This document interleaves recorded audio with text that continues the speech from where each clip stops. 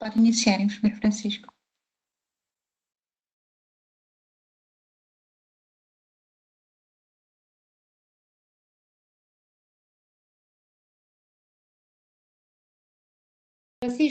Francisco está sem som.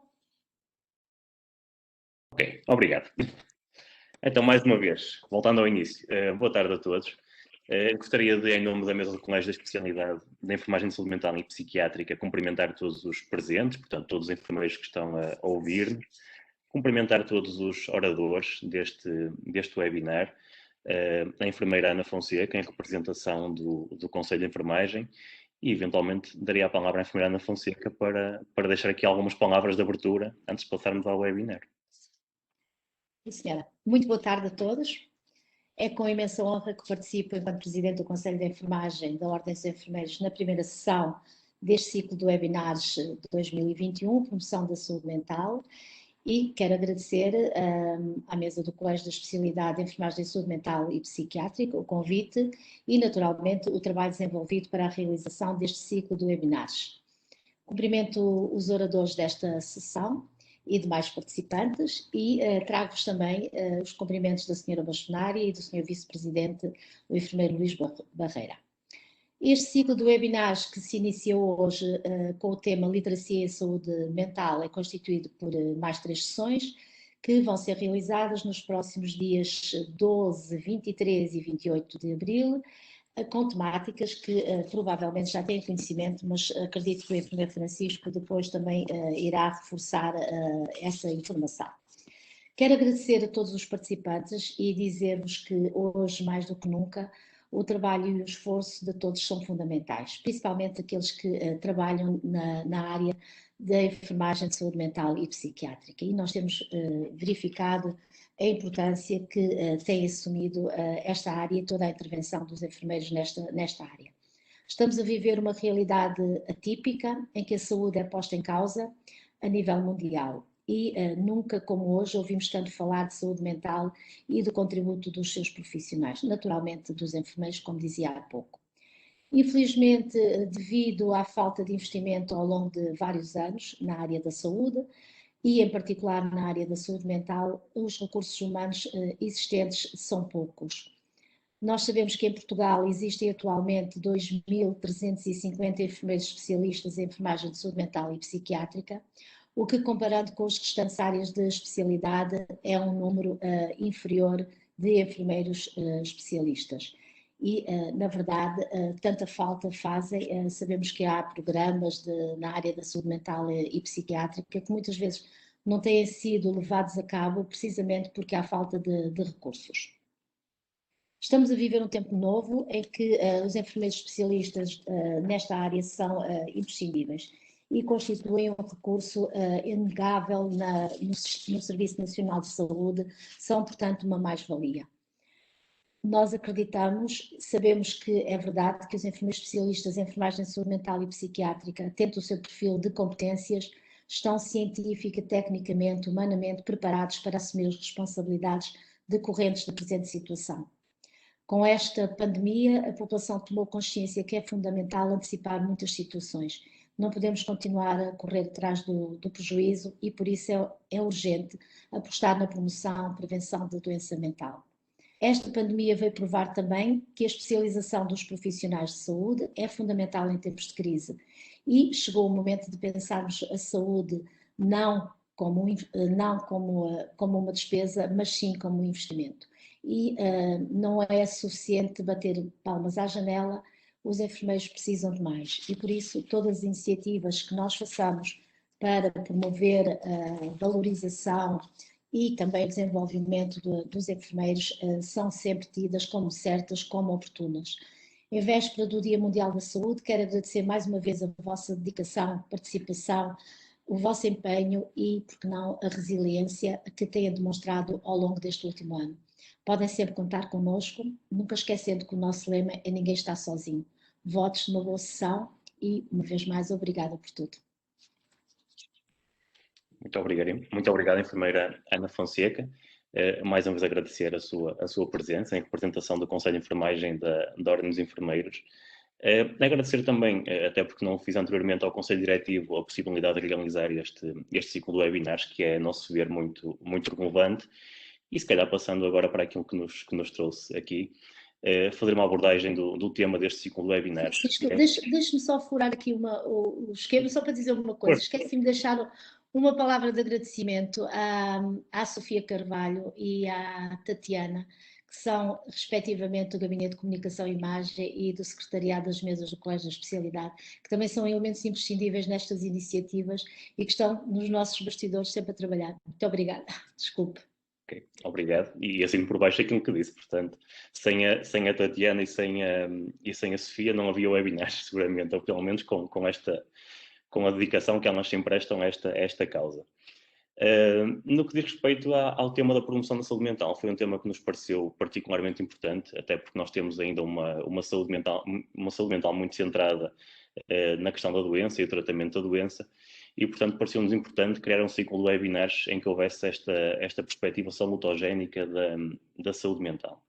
Como a enfermeira Ana Fonseca disse, este ciclo é composto por 4 sessões, esta é apenas a primeira. Teremos uma outra sessão, isto a título meramente informativo, no dia 12 de abril, centrado na questão da arte e da saúde mental, portanto, do benefício que a arte pode ter para a saúde mental. Depois, no dia 23 de abril, acerca da saúde mental dos enfermeiros, que é uma questão que tem estado tanto na ordem do dia, sobretudo nesta fase pandémica. E, finalmente, no dia 28 de abril, falar um pouco acerca da promoção da saúde mental em contexto escolar, até porque é aí que ela deve começar e hoje seguramente falaremos também um pouco acerca disso. Passando ao tema do dia de hoje, que é o primeiro webinar, que é sobre a literacia em saúde mental. Começaria por apresentar os nossos oradores, começando, geralmente começa pelas senhoras, aqui vai ser ao contrário, começando pelo enfermeiro André Maravilha, que é enfermeiro especialista em enfermagem de saúde mental e psiquiátrica e mestre na mesma área. É enfermeiro no Departamento de Pedopsiquiatria do Hospital Dona Estefânia e é fundador do projeto Deu-me para Isto, que é, como alguns de vós sabem seguramente, um podcast de vídeo com entrevistas a figuras públicas acerca da saúde mental e do estigma associado à saúde mental. Depois temos a enfermeira Sónia Teixeira, que é também enfermeira especialista e mestre em enfermagem de saúde mental e psiquiátrica, neste momento a exercer funções no Hospital de Magalhães Lemos. É doutoranda em enfermagem e saúde na Universidade da Covira e Virgílio. É assistente convidada na Escola Superior de Enfermagem do Porto e é investigadora integrada no grupo de investigação NERSAID do Sintesis. E, finalmente, a enfermeira Ana Querido, que é enfermeira especialista e mestre em enfermagem de saúde mental e psiquiátrica e também em cuidados paliativos. É doutora em enfermagem, foi enfermeira no Hospital Torres Novas e é, há já largos anos, professora adjunta na Escola Superior de Saúde do Instituto Politécnico de Leiria e é investigadora integrada no CITEC Care, Mundial de Investigação também do Instituto Politécnico de Leiria. E, portanto, dando a palavra aos oradores, até porque seguramente é a eles que quem se inscreveu quer ouvir, eu começaria este webinar por dar a palavra agora vou tratá-lo todos por tu, se me permitirem, a Ana Querido, para fazer aqui a introdução a este tema. Portanto, a Ana tem feito trabalho científico na área da literacia em saúde mental e, portanto, começaríamos eventualmente por aqui, que é como é que classificarias a saúde mental, a literacia em saúde mental em Portugal, e particularmente dos portugueses. Se te parece que existem alguns grupos populacionais nos quais são evidentes mais lacunas a este nível do que noutros, portanto, que nos faça uma abordagem introdutória acerca deste tema. Muito obrigada. Antes de mais, muito boa tarde a todos. Muito obrigada pelo convite. É de facto uma honra e um privilégio poder estar aqui à conversa hoje com os meus colegas. E, sobretudo, agradecer também à Ordem dos Enfermeiros a possibilidade de darmos da literacia em saúde mental e, de facto, se houve alguma coisa que a pandemia trouxe que possa ser positivo, é esta tomada de consciência da importância da saúde mental, que é tão ou mais importante que a saúde física, fazendo parte dela, e, portanto, é impossível falar de saúde mental sem falar de saúde. E é impossível também falar de literacia em saúde mental sem falar de literacia em saúde, porque de facto não somos duas partes, o mental e o físico, somos, não sei se já percebemos todos, uma parte e essa parte é composta de muitas outras e de muitas dimensões que são importantes relevar, e de facto, se descurarmos durante muito tempo a nossa parte mental, emocional, relacional, esta relação que temos com os outros, connosco próprios, mas também com a natureza, com o universo, com a vida, com as coisas simples da vida, de facto, esta situação pandémica vem nos alertar para isso. Eu queria começar por responder ao repto do Francisco, por dizer que esta questão da literacia, aparentemente simples, é complexa.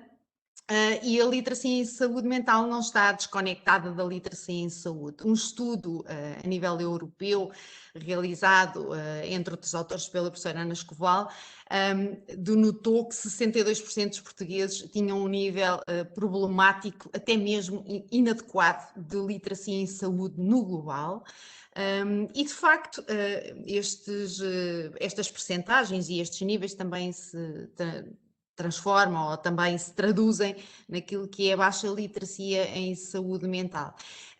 O que é que estamos a falar quando falamos da literacia? Sobretudo, estamos a falar em que medida é que cada um de nós é capaz de obter informação, processar esta informação, entendê-la e com isso tomar decisões com vista à nossa saúde mental. E portanto, quando falamos de literacia em saúde mental, percebemos que estamos a falar de 3 componentes que são importantes, para as quais nós precisamos de ter não só a literacia que nós chamamos básica, sobretudo aquela que está relacionada com ler e escrever, mas também a literacia comunicativa, que é a capacidade que nós temos de interagir, de ir à procura da informação, de entendê-la, de em sociedade e nas redes sociais também, ou na internet, ir à procura de informação, mas comunicar acerca dela e entendê-la, e depois, e não menos importante, a literacia crítica. E esta é aquela que nos ajuda e faz analisar criticamente toda este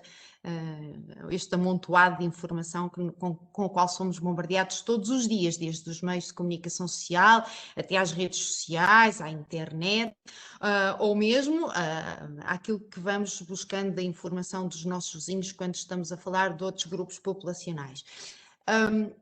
Eu gostaria de dizer, há pouco o Francisco ligou-me à investigação no CITEC-Quer, e de facto eu sou investigadora integrada do CITEC-Quer, mas também sou com muita honra investigadora colaboradora do Sintesis, e dizer-vos que no Sintesis da Universidade do Porto, nomeadamente, e mais particularmente na ESEP, temos trabalhado estas questões associadas à investigação na literacia em saúde mental, e dizer-vos que desta ideia básica que vos falei da saúde mental, dizer-vos que nós temos vindo a fazer um caminho entre aquilo que é a literacia em saúde mental associada à compreensão da doença mental, à identificação de sinais e sintomas relacionados com perturbações mentais, esta informação que nós procuramos sobre os fatores de risco, as causas, os tratamentos, os autotratamentos, também saber quem são os profissionais de saúde que nos podem dar resposta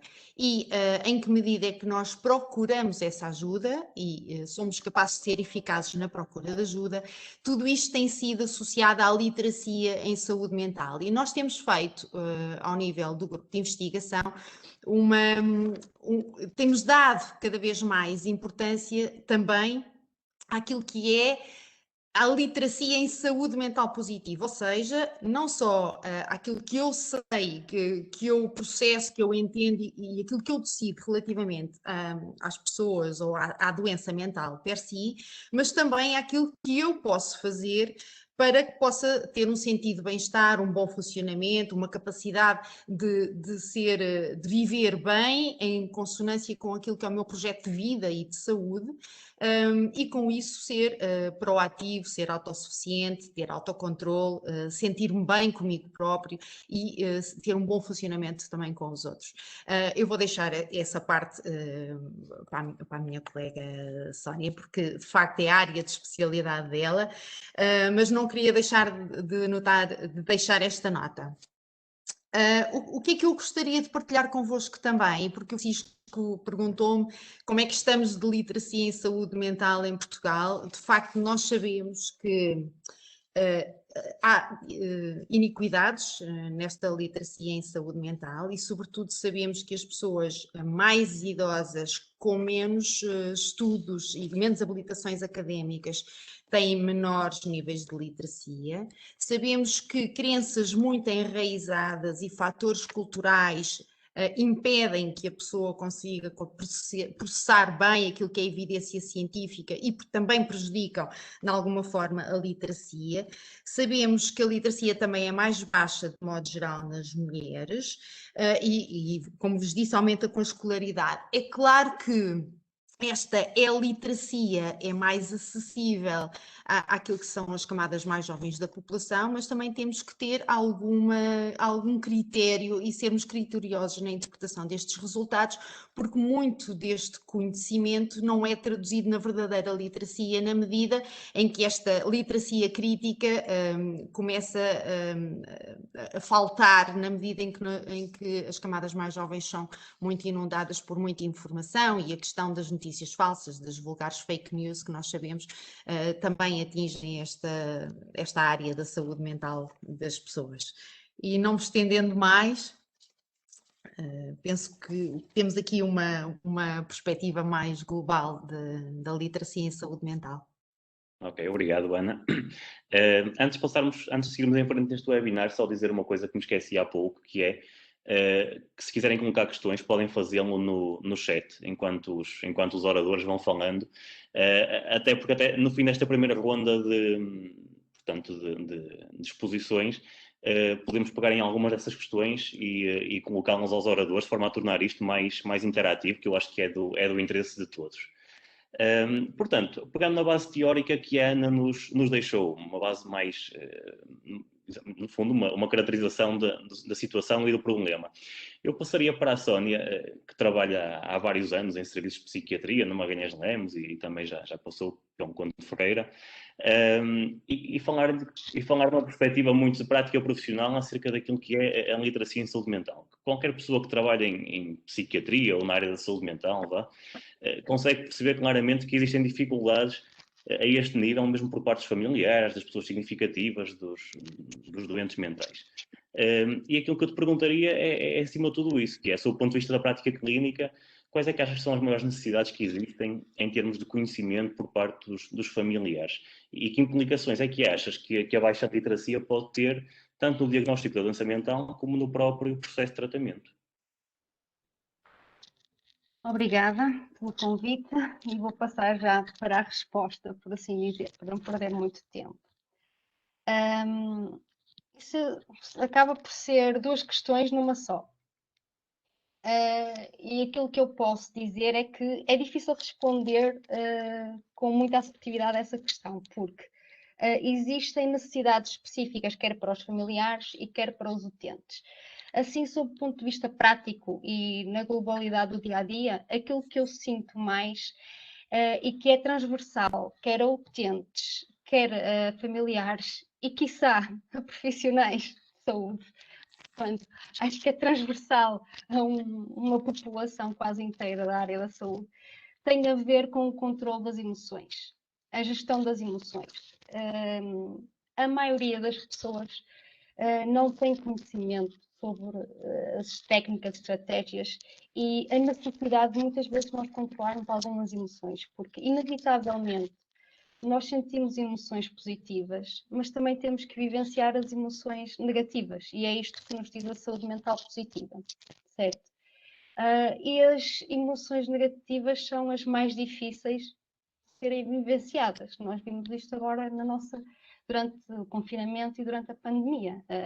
A culpa, o medo, a angústia, a solidão, entre outras, são emoções que são difíceis de vivenciar. E nem sempre nós temos conhecimento para as ultrapassar devidamente. Porque sentir, todos nós sentimos. É impossível deixar de sentir emoções. Mas nós temos a capacidade de ir ao pensamento que está por trás dessas emoções, no fundo, e tentar atenuar aquilo que elas nos fazem em termos comportamentais. E é isso que eu noto nos familiares. Muitas vezes a angústia da separação, a culpabilidade de ter que entregar um doente com demência aos cuidados de uma instituição, leva a sentimentos de culpa. E muitas vezes eles não sabem lidar com isso. E a forma de lidar é demonstrando em processos de transferência e de contra-transferência com a própria equipa, com o próprio profissional. E nós temos que desmistificar isto e dizer, olha, você está a sentir isto, certo? É normal, normalizar esse tipo de emoção e de sentimentos e dizer que nós estamos ali para ajudar e que, atenção, existem estratégias para isso. Isto acontece mesmo com os utentes no internamento, em que os utentes muitas vezes para com os profissionais elevam o tom de voz, estão agitados e, no fundo, o que está por trás disto é a emoção da raiva, da ansiedade, e nós temos que tentar desconstruir isto, dizer essa emoção é válida, é preciso vivê-la. Se se está triste, muitas vezes é preciso assumir que se está triste e vivenciar essa emoção negativa. E há uma grande dificuldade por parte do ser humano em vivenciar as emoções negativas. Não se pretende vivenciá-las, até porque a sociedade incute-nos uma felicidade iminente. Quando se sente algo negativo, existem ansiolíticos, existem antidepressivos que fazem milagres. Mas a verdade é que a fonte daquela emoção está lá e nós não conseguimos mudá-la, certo? A única forma de conseguir atenuar é trabalhar estas estratégias, o pensamento que está por trás dessa emoção, porque isso depois vai se repercutir num comportamento e muitas vezes desajustado, quer por parte da família, quer por parte dos utentes e muitas vezes da parte do profissional, porque leva muitas vezes a processos de recalcamento. Eu não gosto de ser tratada assim, ok? Mas tenho que me colocar no lugar do outro e tentar perceber que ele também está a vivenciar emoções negativas. E é importante eu desmistificar isso. Portanto, muitas vezes as pessoas não têm esta consciencialização de que é necessário trabalharmos as nossas emoções. Porque elas fazem parte de nós e nós não as vamos deixar de vivenciar. Isso é que eu acho que é o mais difícil, porque seja num tratamento de ferida, seja em procedimentos técnicos, numa avaliação, nós conseguimos explicar às pessoas de forma prática, certo? Eu vou fazer isto, isto. Nas emoções é difícil, porque não é algo palpável, é algo muito abstrato e torna ainda mais difícil as outras pessoas terem consciência de que é preciso vivê-las e é preciso trabalhá-las.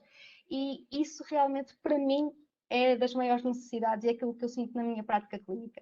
A maior parte dos conflitos, dos confrontos, tem tudo a ver com uma má gestão das nossas emoções. E mesmo a frustração de nós, profissionais, tem a ver com a nossa má gestão, sobretudo das nossas emoções negativas. As nossas emoções positivas são benéficas, não é? Dão-nos um bem-estar, mas muitas vezes as emoções negativas não, mas é preciso vivenciá-las. E elas sobrepõem-se muitas vezes às positivas. E isso traz angústia, traz sofrimento e traz alterações comportamentais, quer por parte dos familiares, quer por parte dos utentes. E a indignação que muitas vezes se tem face a um diagnóstico leva a emoções. Admitir que se tem um diagnóstico de esquizofrenia, de depressão, leva a sentirmos coisas, certo? Coisas que nem sempre são positivas. E, portanto, há necessidade de dar esse conhecimento, há necessidade de trabalhar essa parte, a parte emocional. É a parte que nos torna mais seres humanos e é a parte menos trabalhada. Portanto, é aí que eu noto que há uma lacuna. E depois, se as pessoas não acham que é necessário trabalhar as emoções, também não vão achar que é preciso ter intervenção. Portanto, é um entrave a que nós... O facto das pessoas não estarem despertas para a necessidade de trabalharmos as emoções, por si só, é um entrave ao diagnóstico e é um entrave a uma intervenção eficaz da equipa. Porque se eu não reconhecer que estou a sentir um sentimento de culpa, como é que eu vou poder trabalhá-lo? Para isso é preciso ter consciência. É teoria de Moleis, pura e dura. A consciencialização. Eu ter que, para iniciar uma transição, eu tenho que ter consciência daquilo que estou a sentir. E nós nem sempre atribuímos significado àquilo que nós estamos a sentir. Portanto, como é que eu vou saber que necessito de ajuda, de intervenção? Muitas vezes somos nós profissionais que temos que, no fundo, questionar. E isto é através da escuta ativa. Quantas vezes agora durante a pandemia e há tempos atrás, o sentimento de culpa é uma das emoções que mais prevalece. E nem sempre nós sabemos lidar com isso. Quantas vezes os familiares ligam para o hospital e questionar pelo utente, não é? Com quem já não tem contacto há diversos meses, e nós lá dizemos como é que está, e no final, até eu, enquanto profissional, tenho receio de fazer esta pergunta, que é: e você, como é que está? Porque eu sei que depois de fazer esta questão, vai haver um discurso carregado de emoções negativas e que a pessoa daquele lado não vai conseguir digerir tudo, se não for eu a ajudar. Portanto, esta consciencialização não existe. E, portanto, a necessidade que eu sinto na minha prática clínica e que é transversal é realmente o controle das emoções, o autocontrole, a gestão das emoções, o nome que quiserem dar, mas tem a ver com a nossa parte e o equilíbrio emocional, que nem sempre existe. Portanto, não sei se a jeito de conclusão seria isto. Sim, obrigado, Sónia. Eu pegaria aqui naquilo que tu disseste e no que está escrito também aqui no chat para fazer duas perguntas ao André. Uma que tem tudo a ver com isto que foi falado e outra que já é um bocadinho ao lado. O que tem a ver com aquilo que foi falado tem a ver com esta questão que a Sónia falou da gestão emocional, da dificuldade ao nível da gestão emocional. E temos aqui um comentário que diz tanto da Cecília Silva, que acha que faz falta desde criança a ensinar sobre a inteligência emocional. E, portanto, eu aproveitaria que tu és desta área da PEDO para te lançar esta questão, que é o que é que nós podemos fazer junto às crianças para trabalhar com elas esta questão da inteligência emocional. Essa seria a primeira questão. A segunda questão, já muito relacionada com aquilo que é o trabalho que tens vindo a fazer, sobretudo no podcast, muito ligado à questão do estigma e da saúde mental. Aquilo que nós sabemos é que o estigma anda muito de mão dada com o desconhecimento, ou seja, com a falta de literacia em saúde mental. E nós aqui em off, antes de começarmos o webinar, estávamos a falar disso, não é? Que os anos passam e estamos sempre a falar do estigma, que nada muda, parece que andamos sempre aqui a bater no mesmo. Que é como é que tu interpretas esta perpetuação do estigma ao longo do tempo, sem grandes modificações? Obrigado, Francisco. Agradecer o convite para estar aqui presente e também cumprimentar as minhas colegas de painel e a ti e a toda a Ordem dos Enfermeiros.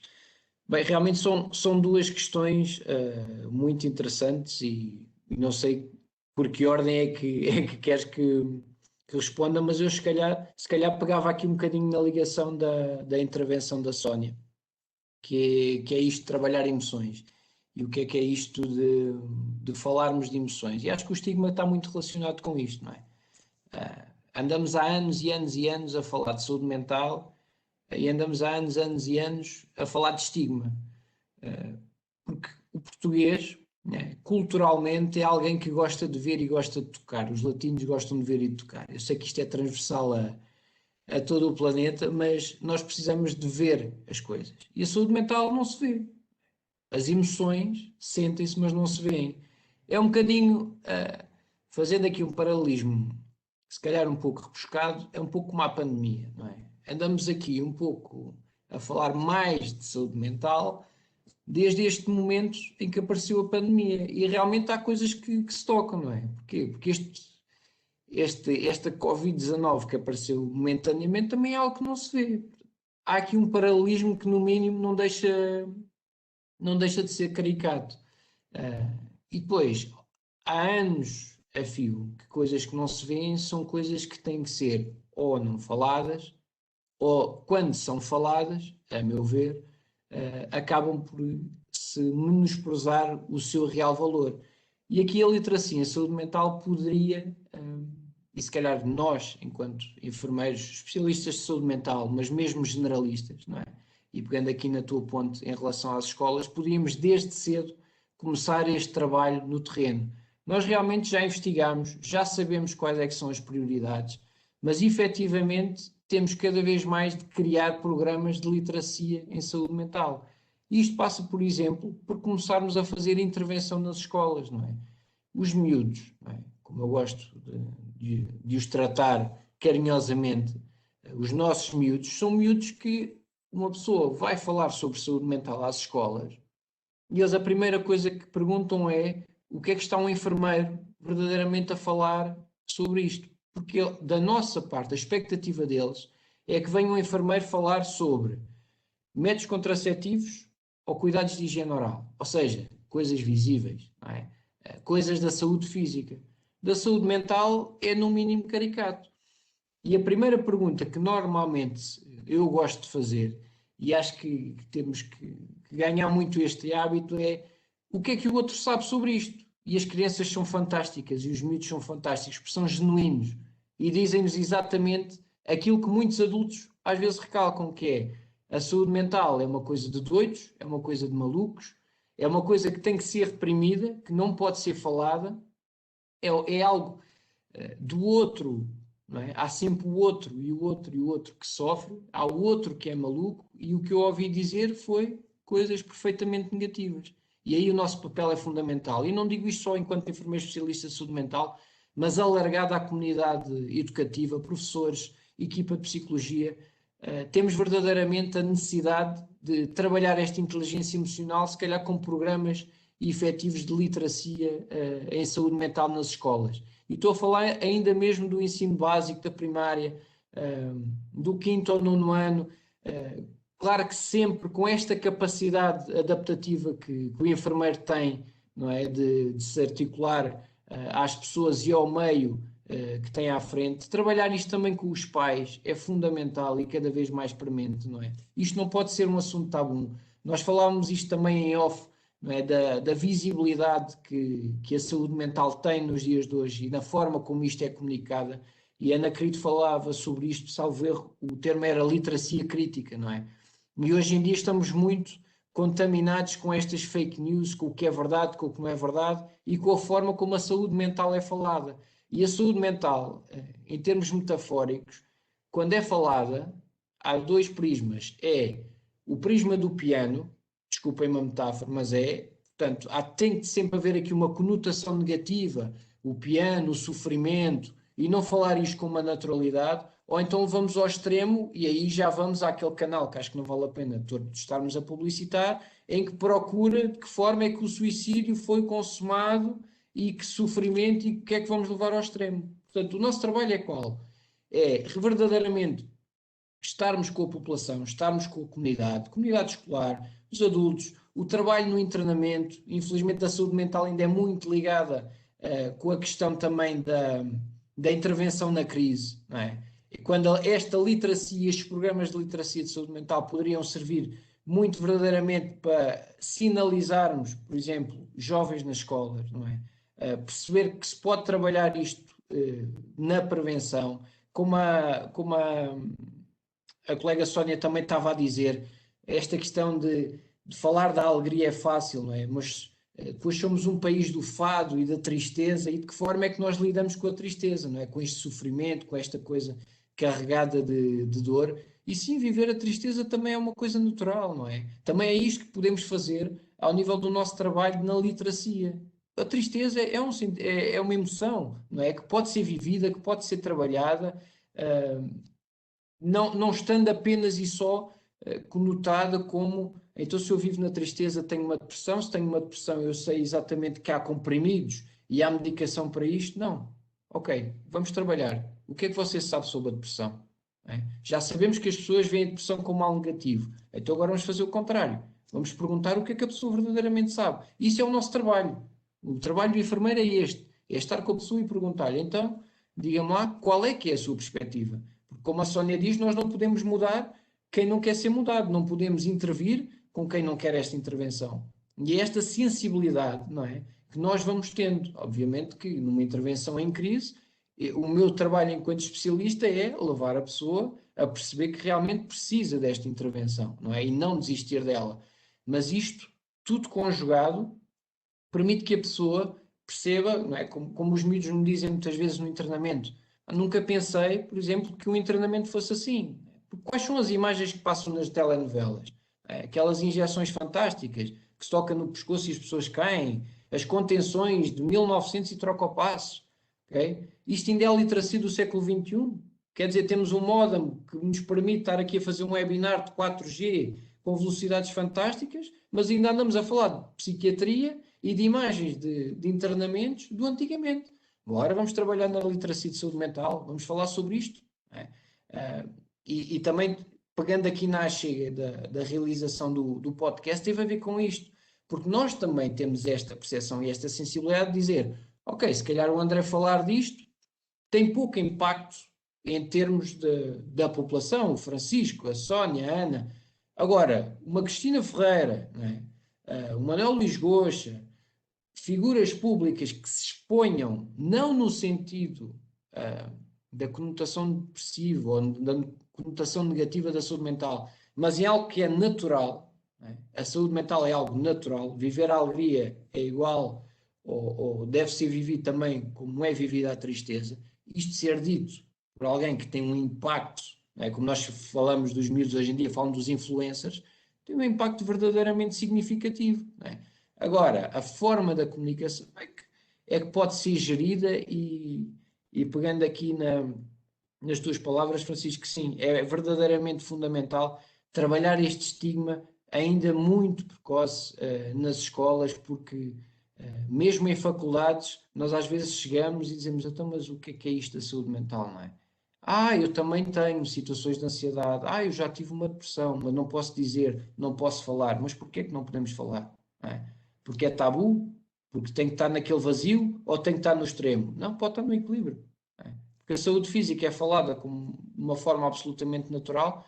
Ok, então vamos criar programas de literacia em saúde mental em que falemos disso de forma natural e o nosso papel podem ter a certeza que é fundamental e somos muito mais, estava a pensar nas escolas, somos muito mais do que o enfermeiro não me desprezando, atenção, não me desprezando a importância que tem, somos muito mais do que o enfermeiro dos métodos contraceptivos ou que só aparece para falar de vacinação. Temos um papel fundamental, assim haja incentivos e equipas criadas, o futuro da saúde mental é certamente a literacia e a comunidade e a intervenção na comunidade, muito mais do que a intervenção em internamento. Obrigado, André. Há aqui um conjunto de perguntas que olha, que eu te convido para guardares, para responder a seguir. No fundo, é muito numa lógica de porque não começar pelo primeiro ciclo, porque não começar pelo pré-escolar. Portanto, acho que é unânime que é importante começar cedo. Essa parte penso que é unânime. Desculpa só fazer o reparo. A saúde mental começa, ou a preparação desta criança, começa ainda no momento em que os pais decidem ser pais. Portanto, a saúde mental começa aí. Há cada vez mais estudos nesse sentido que apontam para o trabalho, este ser feito, a gestão destas emoções ser feita ainda muito antes da parte da gravidez. Portanto, é fundamental. Quando eu digo pré-escolar é uma coisa se calhar mais palpável, mas o trabalho da criança e a gestão emocional, percebermos a criança em si é fundamental.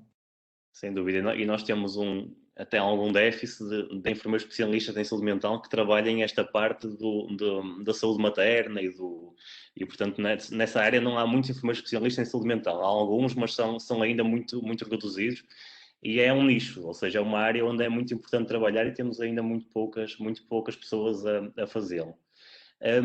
Eu pegaria ali na ideia, a Isilda escreveu ali alguns, portanto também falou da questão de começar no primeiro ciclo, mas depois falou ali de uma questão que tinha a ver com a sensibilização dos profissionais de saúde, e nomeadamente dos enfermeiros, não é?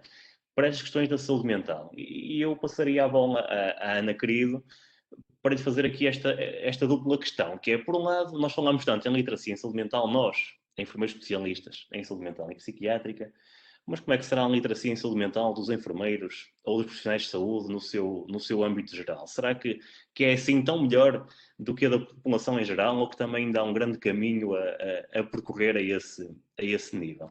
Esta era a primeira pergunta, Ana. A segunda era o que é que nós, enquanto enfermeiros de saúde mental, mas não só de saúde mental, podemos fazer para ajudar a trabalhar as questões ligadas à literacia em saúde mental?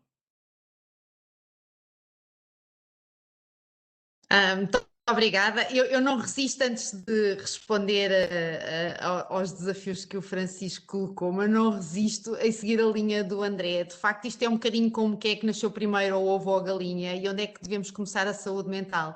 Se é antes da concepção e, de facto, quando os pais começam a pensar em ter uma criança, ou se esses pais também já têm que ter preparado a sua saúde mental. Portanto, eu acho que a saúde mental é de todos e de qualquer um. É óbvio que também penso isto de uma forma mais ou menos estratificada, não é? Mas há níveis de intervenção em saúde mental, nomeadamente na promoção da literacia em saúde mental, que são transversais a todos os enfermeiros e acontecem em todo o ciclo vital, e cada um de nós tem que assumir o papel de não descurar esta vertente. E, portanto, começa onde tiver que começar, onde cada um de nós, que somos, provavelmente a maioria de nós somos enfermeiros que estamos aqui hoje, mas onde cada um de nós enfermeiros temos que ter esta consciência de que eu tenho um papel a desempenhar e eu tenho um papel em desempenhar. Em primeiro lugar, na minha literacia em saúde mental, e agora respondo sim ao Francisco, e os estudos mais recentes, lamento informar-vos, dizem que os enfermeiros, os profissionais de saúde, nomeadamente enfermeiros e médicos, não têm níveis tão elevados de literacia em saúde mental quanto seriam de esperar, nomeadamente na eficácia da procura de ajuda e no reconhecimento dos próprios sintomas.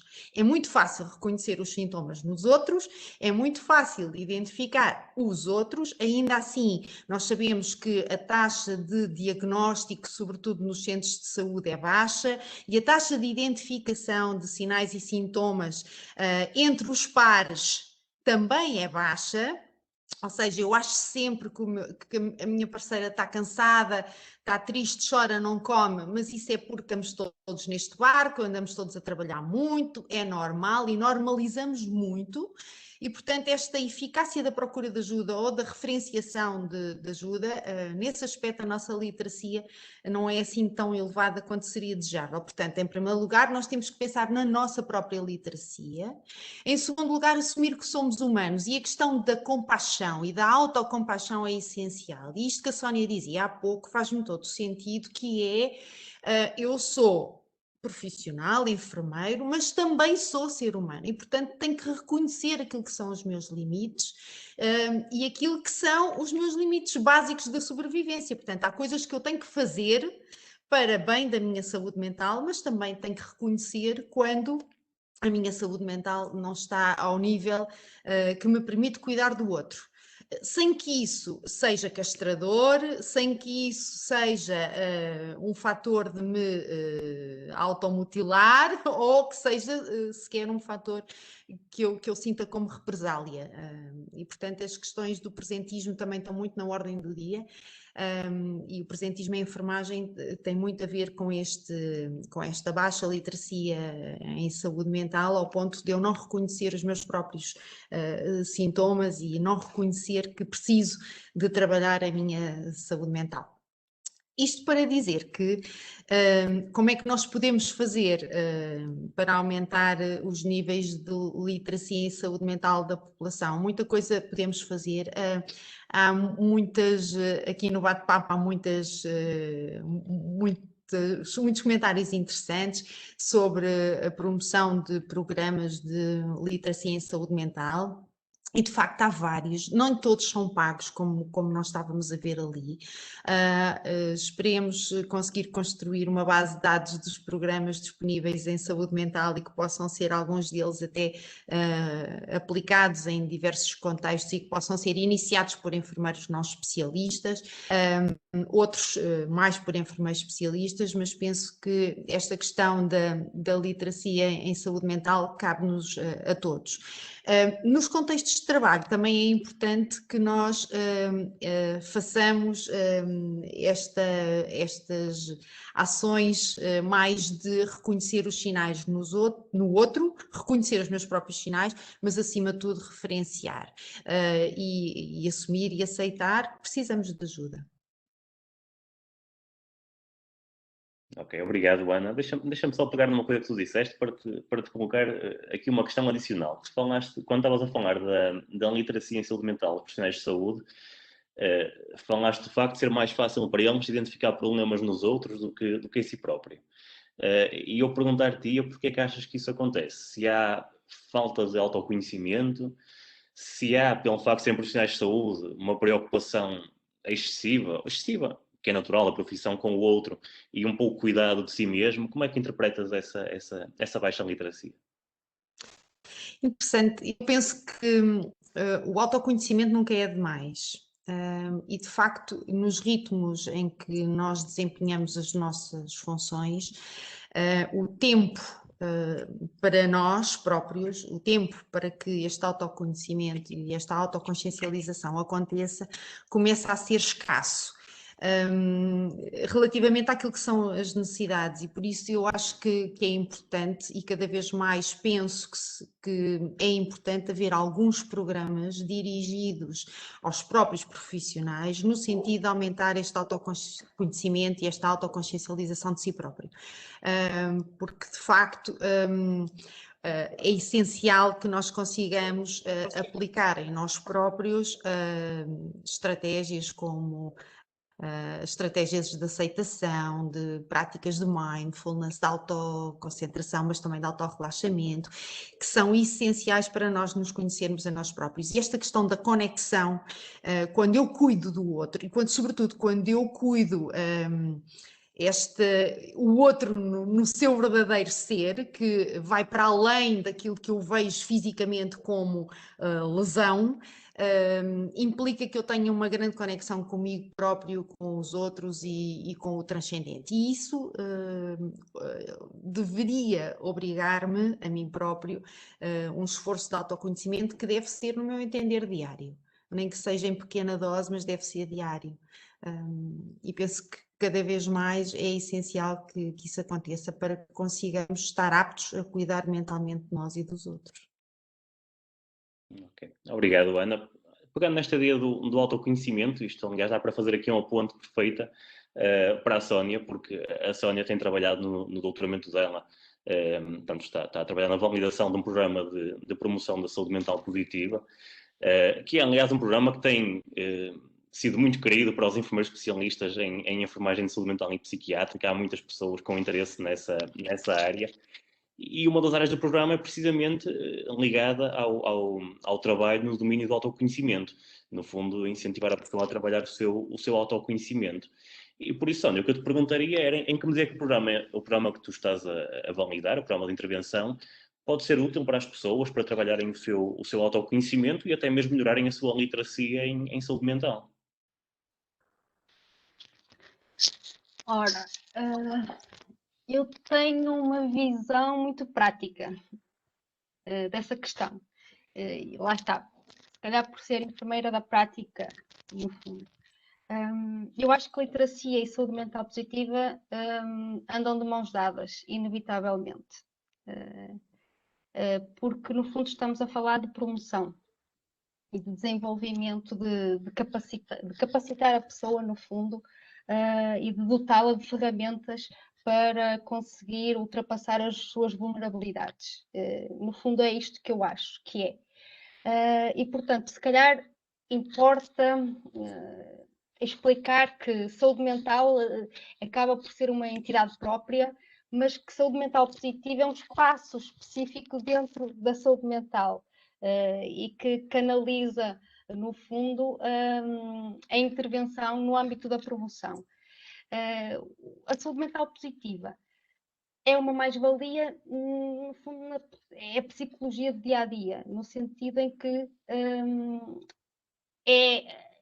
não há uma forma de a definir de forma clara, porque é um construto e, ao ser um construto, depende de vários fatores.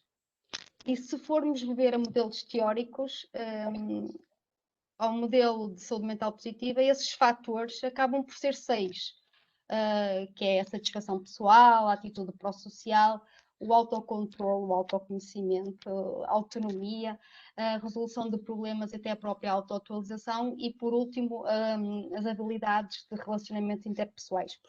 Portanto, a tipologia que, se calhar, eu estaria mais disposta a explicar é esta. A saúde mental positiva é constituída, e eu costumo usar esta analogia, por gavetas. Estas 6 gavetas. E cabe-nos a nós saber quais são as gavetas que temos desarrumadas, para depois conseguirmos arrumá-las devidamente, para estarmos preparados para que aquilo que nos possa acontecer ao longo da nossa vida não seja caótico. Certo? A saúde mental positiva é isto, é conseguirmos otimizar aquilo que está menos bem em nós para termos um funcionamento ótimo. Ou seja, para nunca cairmos para níveis baixos de saúde mental, nem para níveis patológicos. Portanto, numa perspectiva, como é que eu vos vou explicar até no fundo do programa? A saúde mental positiva que está construído e que, por incrível que pareça, que estamos aqui a falar muito de incidir a nível escolar, este programa foi criado por eu sentir a necessidade de intervir nos adultos, porque através de realizações sistemáticas que eu consultei, já muita coisa existe na adolescência, no pré-escolar, mas depois os adultos são deixados, por assim dizer, e abandonados às suas próprias iniciativas, e que são 0. Não existem programas para os adultos. E nós, ao longo do nosso ciclo de vida, acabamos por ter vulnerabilidades diferentes na adolescência e vulnerabilidades diferentes depois no estado adulto. Portanto, a saúde mental é algo que nos acompanha ao longo da nossa vida e, portanto, a intervenção tem que ser num contínuo. Não podemos deixar de chegar ao estado adulto e, ok, já somos capazes de lidar com as nossas vulnerabilidades e nunca iremos ter problemas na saúde mental. Não.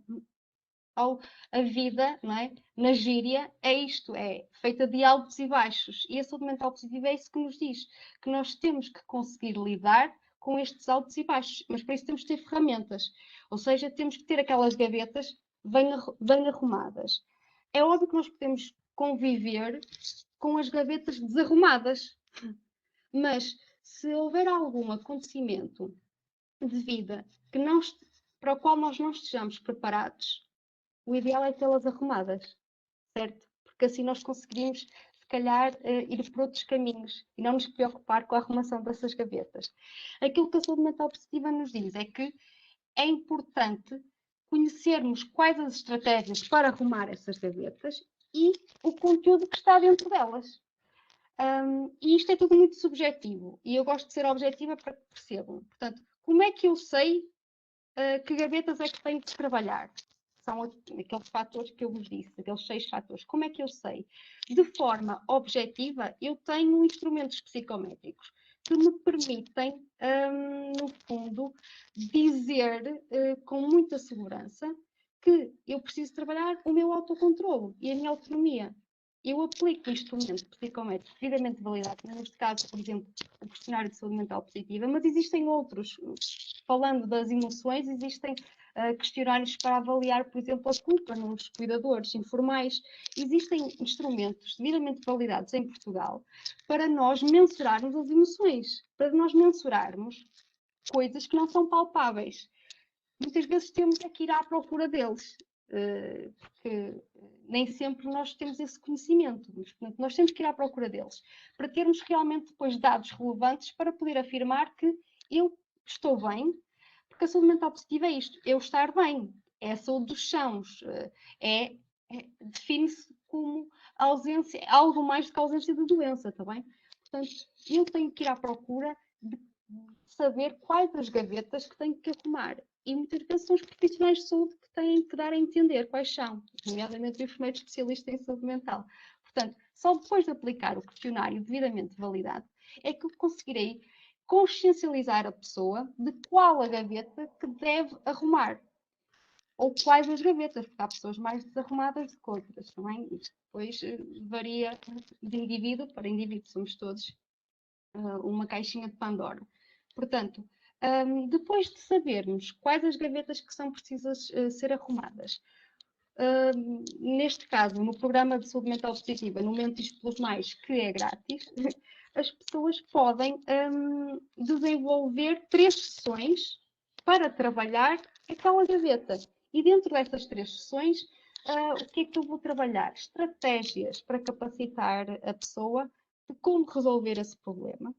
Vou dar conhecimento, literacia sobre essas mesmas estratégias, sobre o conteúdo que elas vão abordar, e a própria pessoa vai escolher aquilo que melhor se adequa ao seu caso. Ou seja, eu vou dar as ferramentas, eu não vou dar respostas às pessoas. Não lhes vou dizer, olha, tem que colocar as meias do lado direito, as meias finas do lado esquerdo. Não, eu vou-lhes dizer quais são os instrumentos que ela tem para arrumar a gaveta. E a pessoa vai arrumar a gaveta de acordo com a sua perspectiva. O objetivo é que arrume a gaveta e que depois consiga atingir um nível ótimo de funcionamento. Porque assim, se nós tivermos um problema de saúde físico, porque sim, a saúde física está interligada com a saúde mental. Por exemplo, nós poderemos estar preparados para isso. Nós não iremos estar tão vulneráveis, por assim dizer, porque a saúde mental positiva é isto, é, no fundo, prepararmos para o cotidiano da vida diária, que tem altos e baixos. Acaba por ser, porque a saúde mental positiva não se consegue definir como um estado inerte, tal como a literacia. É um estado dinâmico, é um estado em que existem flutuações, porque ao longo do ciclo de vida nós vamos passando por várias provações e essas provações têm que ser superadas. Caso contrário, entramos em estados patológicos e isto é promoção. É dotar as pessoas de estratégias, de dar-lhes conhecimento sobre essas estratégias para que elas consigam mobilizar os seus recursos para assim poderem fazer face aos constrangimentos da vida, às pandemias, às doenças físicas que muitas vezes nos assolam. Portanto, é esta capacidade que nós temos de mobilizar os recursos internos, porque nós vamos ter fatores protetores e vamos ter fatores de risco. A literacia é um fator protetor. Se nós dermos conhecimento às pessoas, isso vai servir como um fator protetor para a saúde mental. Um fator de risco, por exemplo, pode ser o desemprego, a pandemia, as emoções negativas. Isto é um fator de risco. Se nós conseguirmos resolver isto, nem todas as pessoas desempregadas têm baixa saúde mental. Certo? Porquê? Porque muitas vezes mobilizam aqueles fatores que estão interligados e que acabam, os fatores que estão, as gavetas que estão mais arrumadas, acabam por compensar as outras que não estão tão arrumadas. E, portanto, conseguem mobilizar aqueles recursos internos. E durante este processo todo de construção do programa de saúde mental positiva, eu consegui pesquisar alguns estudos. E a maioria deles eram não da Europa. Os países como Canadá, Austrália, são muito desenvolvidos no sentido de arranjar indicadores de saúde mental, coisa que nós aqui em Portugal ainda não temos muito. Indicadores de saúde mental. Como é que eu consigo afirmar isto e aquilo com dados objetivos? E nesses estudos, aquilo que eu conseguia ver era que altos níveis de saúde mental correspondiam a altos níveis de literacia, altos níveis de autoeficácia, de autoconhecimento, de competência profissional, enquanto que baixos níveis de literacia correspondiam a faltar ao trabalho, entre outras coisas, enquanto que altos níveis de saúde mental positiva e de literacia também correspondiam a diminuição de níveis de depressão, de ansiedade, de níveis de suicídio. Portanto, as coisas estão interligadas, tal como a saúde física e a saúde mental. É preciso nós valorizarmos e nós, profissionais de saúde, também estarmos despertos que é preciso promover a saúde mental, porque é muito fácil nós dizermos a uma pessoa obesa: olha, é importante você fazer exercício físico, ter uma alimentação saudável, mas depois não dizemos à pessoa obesa: olha, é importante você trabalhar a sua autoestima. Não dizemos isso. E nós deveríamos colocar ao mesmo nível, dizer que, olha, é importante reduzir ao sal porque você tem hipertensão, mas também é importante dizer: olha, é importante você sair, ir apanhar sol, conviver com os seus amigos. Isso é trabalhar a saúde mental. E nós devíamos dizer isso de uma forma tão natural como dizemos que é preciso retirar o sal à comida, que não é preciso prescrever exercício físico. Portanto, a saúde mental está ao mesmo nível da saúde física. Cabe-nos a nós colocá-la nesse pódio, não é? E sensibilizar e consciencializar as pessoas. Portanto, a tipologia deste programa é isso, é informar profissionais que existe este programa de saúde mental positiva, que pode ser aplicado em diferentes contextos, na comunidade, nas escolas, em equipas de futebol que têm muita pouca saúde mental, sei lá, a trabalhadoras de fábricas, profissionais de saúde, enfermeiros, auxiliares, médicos, no fundo, para os dotar de ferramentas e capacitá-los para a diversidade. Então, durante este tempo de pandemia, nós estivemos sujeitos a uma adversidade tremenda, longe da família, com horas a mais, e, portanto, também somos um público-alvo sujeito a vulnerabilidades. Ok, obrigado, Sónia. Antes de passarmos aqui às questões do chat, que já vão sendo algumas, coloco apenas uma última questão ao André, e até pegando a analogia da Sónia, que é como é que nós, enfermeiros de saúde mental, podemos ajudar as crianças a arrumar as suas gavetas no que há literacia em saúde mental diz respeito. E outra questão importante, que é como é que nós podemos ajudar os pais a serem pais mais promotores da literacia em saúde mental dos seus filhos. Olha, acima de tudo, do meu ponto de vista, é perceber o potencial enorme que tanto os pais como as crianças têm, não é? Este estatuto profissional de saúde às vezes dá-nos uma espécie de poder que nos leva a achar que sabemos essencialmente o que é o melhor, o que é o indicado para o outro, não é? E acho que nós, principalmente os profissionais de saúde mental, têm esta sensibilidade de perceber que nós não temos o poder nem o achismo de achar, face à redundância, o que é melhor para o outro. Portanto, quando nós queremos cultivar a importância da saúde mental, quer em crianças, quer nos pais, uma coisa base é o que é que eles sabem sobre isto, não é? E verificamos isto. Eu, na minha prática diária no internamento, não é?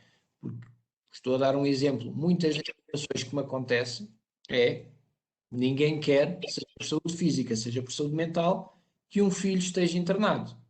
E o que é que acontece muitas vezes? Se a saúde física foge ao controle dos pais e não há esse sentimento de culpa, na saúde mental não é bem assim. Há um sentimento de culpa associado, que é o que é que eu fiz de mal, não é, para isto ter acontecido. Portanto, o nosso trabalho, enquanto profissionais e cultivando também um pouco desta literacia em saúde mental, é devolver aos pais que realmente fizeram o melhor possível naquele momento. E não é nesta coisa da compaixão, de eu percebo, não tem nada a ver com isto. Realmente fizeram o melhor que podiam até àquele momento, sem sentimentos de culpa. Porque para chegar ali, a culpa não veio solteira dos pais. Há um construto multifatorial que levou aquele jovem àquele momento de sofrimento, não é? De limite. Portanto, se calhar temos que pegar um pouco nisto, que é olhar para os pais e dizer, ok, esta situação foi uma situação de crise, agora vamos trabalhar com os pais nas escolas, ok? Aquelas reuniões de pais que são muito secantes, né? Que eles vêm, e tal, agora vem para aqui uma pessoa falar sobre saúde mental e vem-me aqui ensinar como é que eu venho ser melhor ou pior pai, lá está. Não podemos ir com esta coisa quase de estrado de eu agora venho aqui dar a solução toda e vocês estão aqui em baixo e não sabem nada. Não sabem, sabem bastante. Acima de tudo, sabem como é que hão de funcionar com aquele filho ou com aquela filha. E vamos pegar nesta tríade, né, de pais e criança, de família e criança, e vamos trabalhá-los. Né? Se houver estratégias que possamos mobilizar numa sessão em grupo, ok, pois vamos fazer uma sessão individual. Né?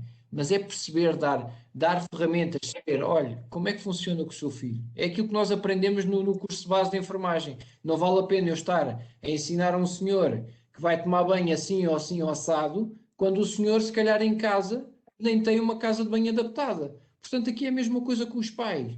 Ok, de que forma é que você tem trabalhado e falado com o seu filho? De que forma é que tem gerido estas emoções? De que forma é que estas questões são faladas em casa? E a partir do momento que eu tenho esta informação, eu olho para aquela tríade e digo, ok, então, o que é que acham que nós podemos melhorar? E eu costumo dizer, o nosso trabalho de enfermeiro de saúde mental, não é?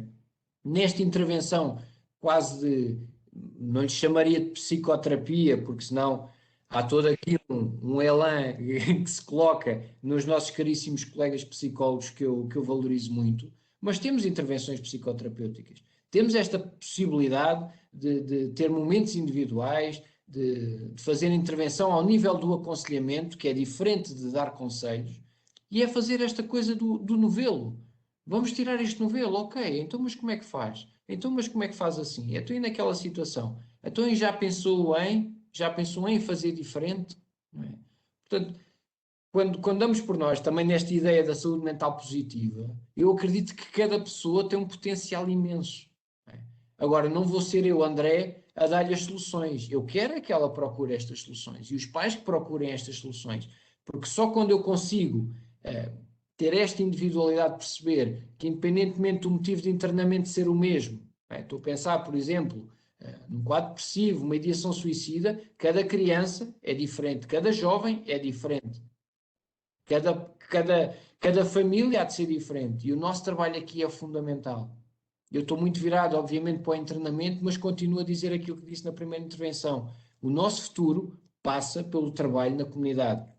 O futuro do enfermeiro especialista em saúde mental é essencialmente, não vou dizer exclusivamente na comunidade, porque precisamos sempre de unidades de internamento, mas muito do nosso potencial passa por promover esta literacia, por trabalhar estes programas de saúde escolar, junto com os colegas, junto nos centros de saúde, intervirmos nas escolas e intervirmos com estes pais. E que eles percebam que isto não é só uma reunião de pais, não é? Não vamos só aqui, olha, o seu filho é isto, você não devia fazer assim, não tem nada a ver com isto. É criar empatia, que é isto que também nos mostra, esta capacidade de sermos empáticos com o outro, de estarmos disponíveis para o outro, mas como a Ana disse, e muito bem, não podemos também descurar a nossa parte, porque há o enfermeiro André, mas também há o André. E a partir do momento que eu acho que não sou a pessoa indicada para intervir com aquela pessoa, assim permita que haja outro colega que possa intervir. Olha, neste momento não sou a pessoa mais indicada para si, mas posso encaminhar. Não é? Vamos articular-nos, não viver só neste nicho de agora só enfermeiros. Não, equipas multidisciplinares é isto, não é? Não basta ser só teoria de a multidisciplinaridade é importante, mas depois cada um vai à sua gaveta.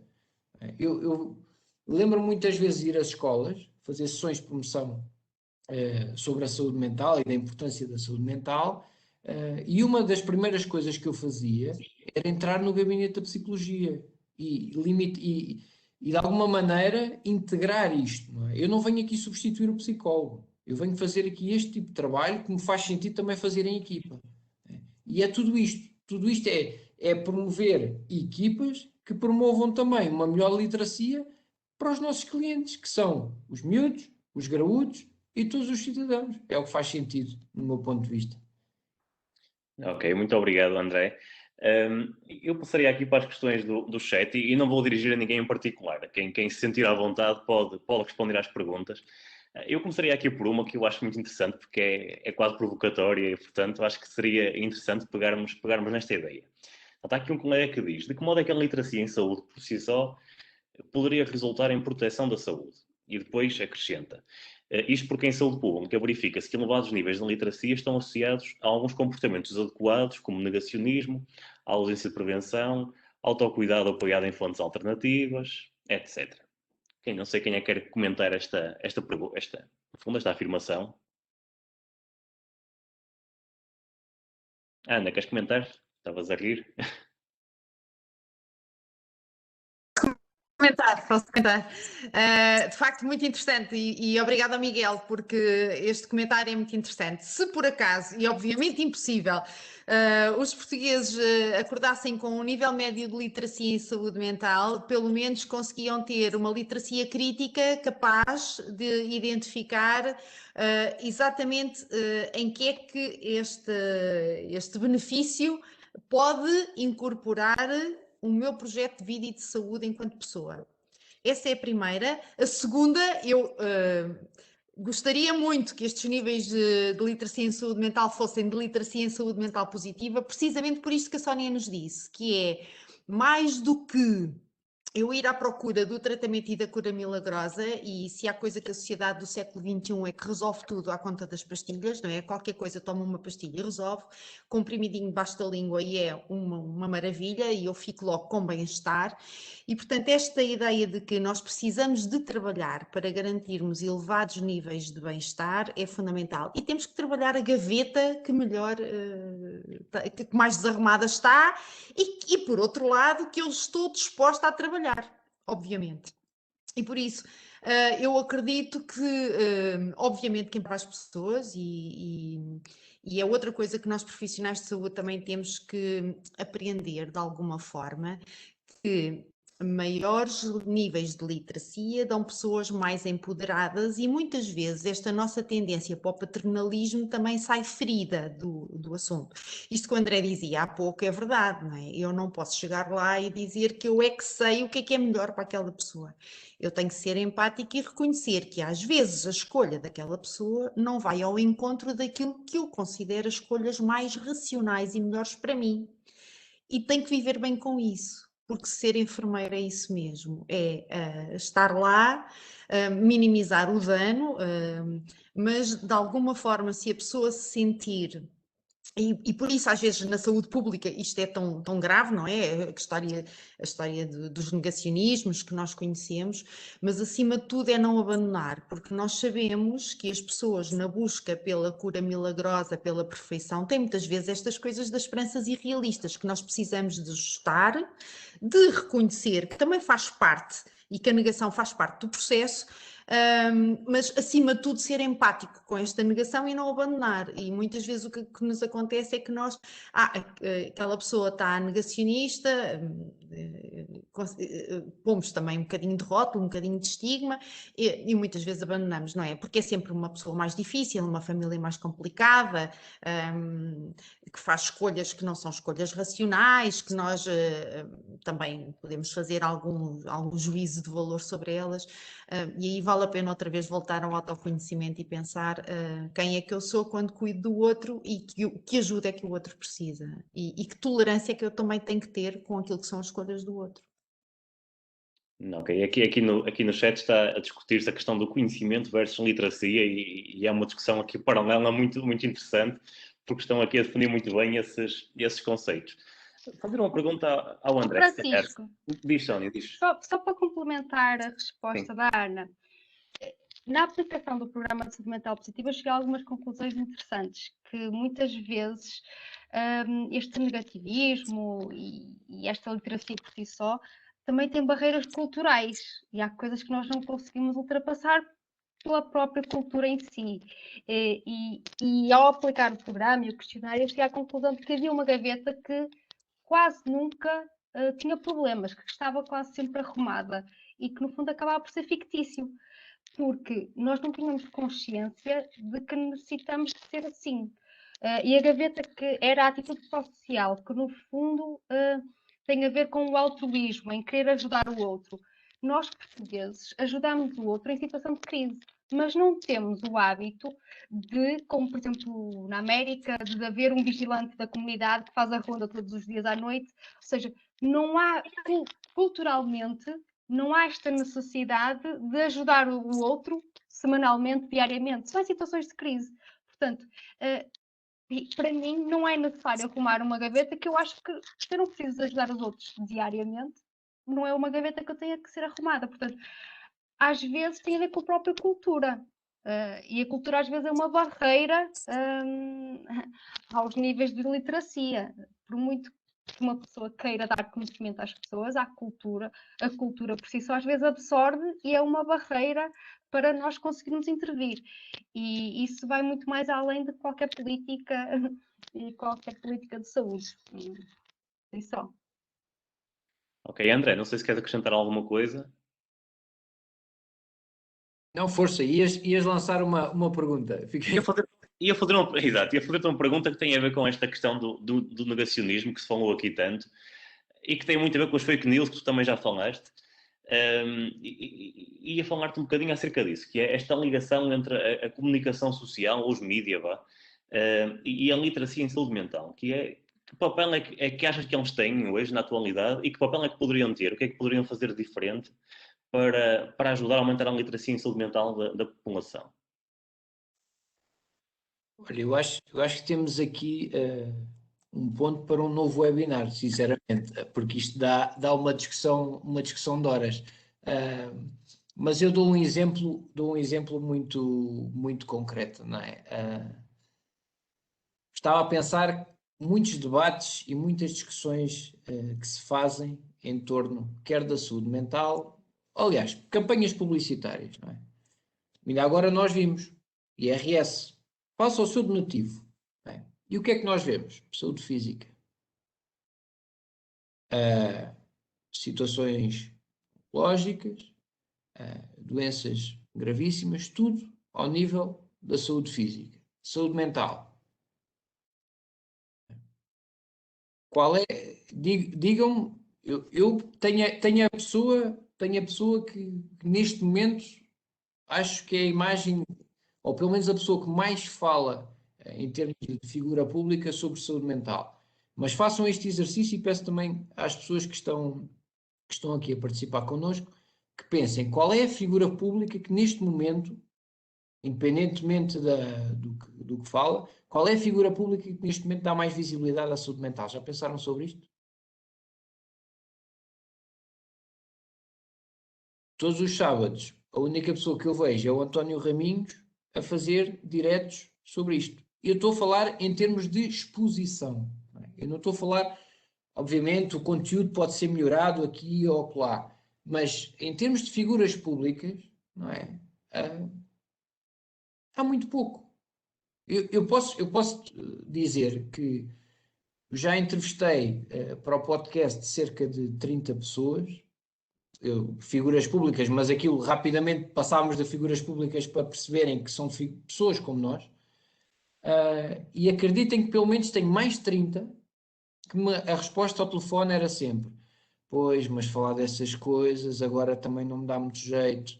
Não, mas não tem nada a ver com aqueles programas da tarde, com aquele tipo em que eu vou buscar a história, e desculpem o termo, mas é mesmo a história do desgraçadinho. Não, eu quero mesmo uma saúde mental pela positiva, não é? Que as pessoas percebam que acontece a qualquer um de nós.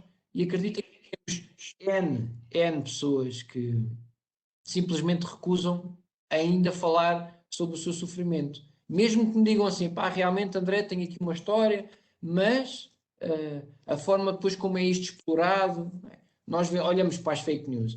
Basta pensares um pouco nas revistas. Ainda há pouco tempo tive tens um humorista que fez uma publicação sobre o seu relacionamento no Instagram. Houve uma capa de uma revista, pegou nessa publicação e transformou-a completamente num drama familiar. Portanto, e tudo o que seja saúde mental, depressão, o que é que as capas fazem? Já pensou em suicidar-se. Tristeza. Já pensou muitas vezes em acabar com a vida. E o que é que as pessoas notam? Recebem isto como? Da minha tristeza eu não posso falar. Não é possível isto.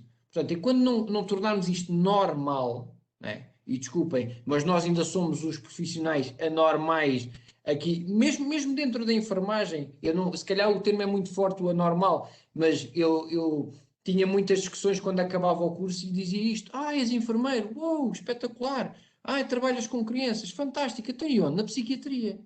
E o meme que me vem logo à cabeça é aquela cara do sozinho em casa, tipo, das pessoas assustadas. Portanto, nós somos ainda uns ETs, não é? Desta sociedade.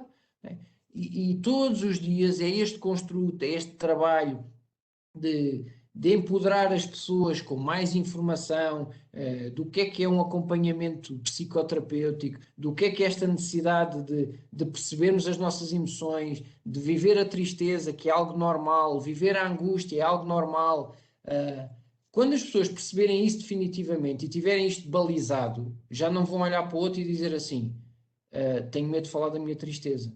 E era aquilo que a Sónia também estava a dizer. Nós somos muito, o povo português é muito conselheiro, portanto há quase um psicólogo e um técnico de saúde mental dentro de nós, porque, desabafa, fala. Um dos trabalhos fundamentais de nós, enquanto técnicos de saúde mental, e nesta literacia de saúde mental, passa por dizer que o trabalhar individualmente cada pessoa é muito mais do que uma conversa de amigos. E só quando as pessoas tomam consciência disso e falam com o técnico de saúde mental pela primeira vez, é que tomam esta consciência, que é muito mais do que... Porque o amigo vai dizer, eu sei o que é que estás a sentir. Pronto.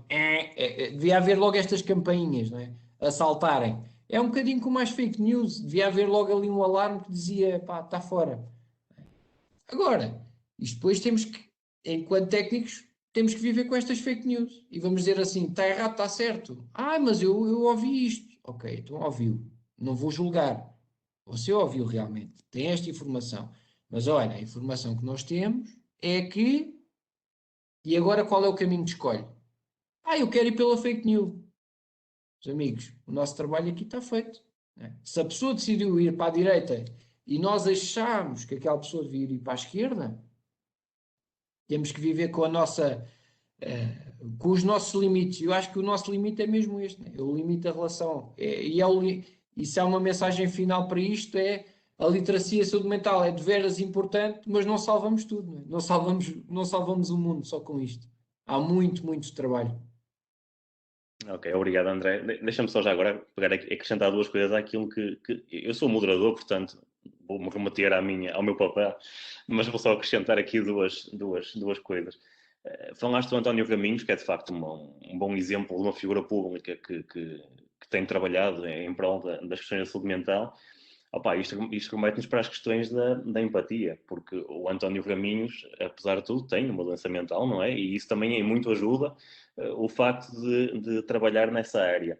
E remete-nos para aquela questão que é a dificuldade de quem não tem este tipo de problema conseguir colocar-se no lugar do outro e perceber que, de facto, aquilo é uma dificuldade substancial, ainda para mais uma doença que provoca tanto sofrimento como é o caso da perturbação obsessivo-compulsiva.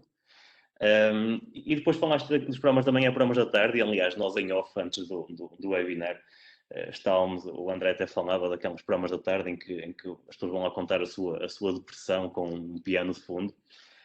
E eu no sábado à noite vi uma espécie de autobiografia da Mariana Vanzeler. A Mariana Vanzeler é uma jornalista portuguesa que é correspondente do National Geographic Channel. E a última pergunta da entrevista era: qual é o único programa que não faria? E ela disse: nunca faria um programa que aproveitasse o sofrimento dos outros. E é exatamente isso que se trata, não é? Esta abordagem à saúde mental que nós vemos nos programas da tarde e da manhã são aproveitamento do sofrimento dos outros em prol das audiências. Isso de facto é uma coisa... E deixa-me só acrescentar aqui um ponto, foi uma informação que eu soube há muito pouco tempo, que é quando o piano está a tocar, há alguém que tem um auscultador para o apresentador e diz-lhe assim: isto está a aumentar o share, portanto continua, vai mais fundo e explora a história. Portanto, quando nós não pensamos sobre isto, não é? E eu já perguntei isto a muita gente, já se questionaram porque será que os 3 canais generalistas nacionais, do meio-dia e meio à 1, dão a crónica criminal? Mas um drama, um horror e uma tragédia. E eu pergunto assim: ora bem, eu, André Maravilha, a fazer o almoço, ligo a televisão e é isto que eu vejo. Portanto, onde é que está a saúde mental positiva no meio disto? É difícil, não é? E por isso é que as pessoas cada vez mais se viram para as plataformas e estão um pouco mais informadas. É importante que as pessoas estejam, acima de tudo, bem informadas. É o desafio mesmo. Ok, uma última questão para uma resposta de 1 minuto a cada um de vocês, até porque estamos já a terminar o tempo. Se nós, enfermeiros, num horizonte de 1 ano, digamos assim, pudéssemos fazer algo para melhorar a literacia em saúde mental das pessoas, melhorar de forma substancial, o que é que acham que poderíamos fazer para conseguir esse desígnio a breve prazo, a curto prazo? Ana, queres começar?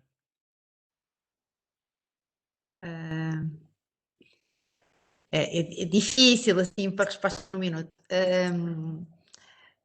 Acima de tudo, colocaria,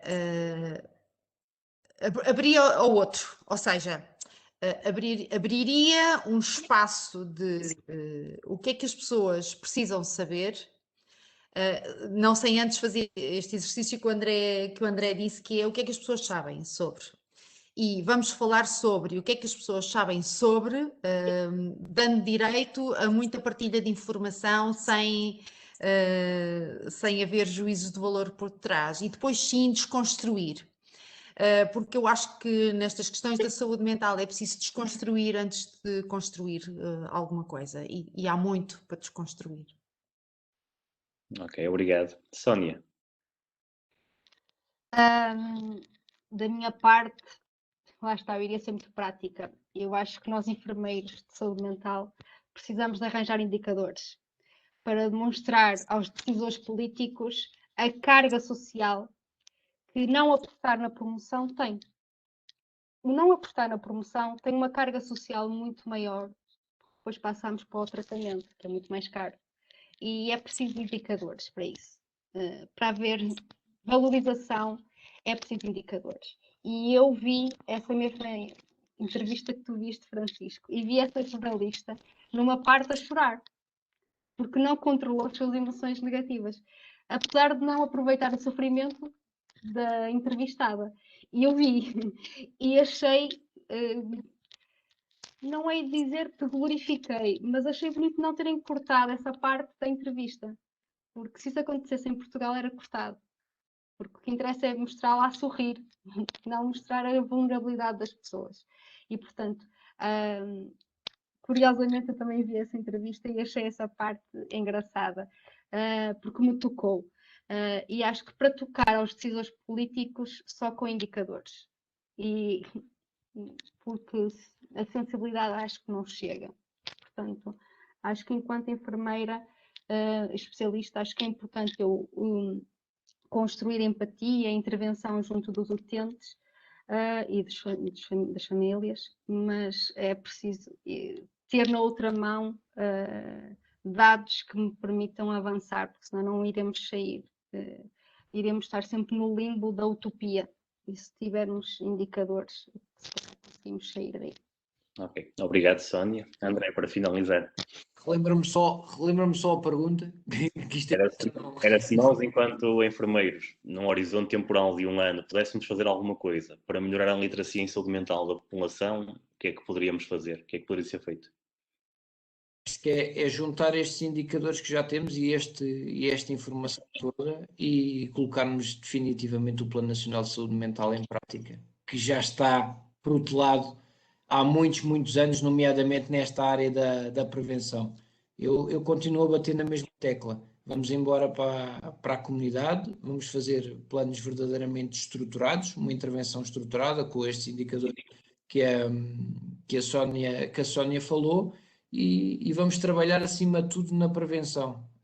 E esta prevenção passa por aquilo que a Ana também disse, né? Desconstruirmos o que existe, né? Desconstruir estas ideias pré-concebidas e pegar este estigma, assumi-lo, continuar a assumir que existe, mas acima de tudo criar uma nova ideia sobre o que é a saúde mental e o que é viver com a saúde mental. Não pondo de parte, obviamente, que o sofrimento mental também faz parte, é diferente de doença mental, o sofrimento mental também faz parte da nossa vida e temos que o assumir bem como as nossas fragilidades. Isto não é só viver no divertidamente, não é? Não é só a alegria, é também a tristeza e viver todas essas emoções em equilíbrio, se possível, e em equilíbrio de cada um, porque o equilíbrio de um pode ser diferente do equilíbrio do outro. Ok, muito obrigado, André. Pronto, com pontualidade britânica, vamos terminar este primeiro webinar do nosso ciclo de webinars. Agradecer a todos, em particular aos oradores pelas exposições que se complementaram muito bem, que acho que criaram aqui uma dinâmica muito, muito interessante nesta tertúlia de fim de tarde. Agradecer mais uma vez a quem está no background, nomeadamente à Sofia e à Tatiana, que tornam estes eventos possíveis. Agradecer a todos os presentes, foram no seu período máximo 675, portanto, com as esplanadas já abertas, é um número muito interessante num dia de sol, e portanto agradeço a todos o facto de terem estado presentes e convido-vos a estar presentes também no próximo webinar, que será já na segunda-feira, dia 12 de abril, excepcionalmente às 21h30, até para conseguirmos congregar com os oradores, e que será num tema um pouco fora da caixa. Portanto, a arte e a saúde mental é uma coisa importante, mas acerca da qual se fala poucas vezes, e portanto convido-vos a estar presentes, na certeza de que a vossa presença e as vossas partilhas em muito podem ajudar a valorizar esse momento. E portanto despeço-me desejando o resto de uma boa tarde a todos e até breve.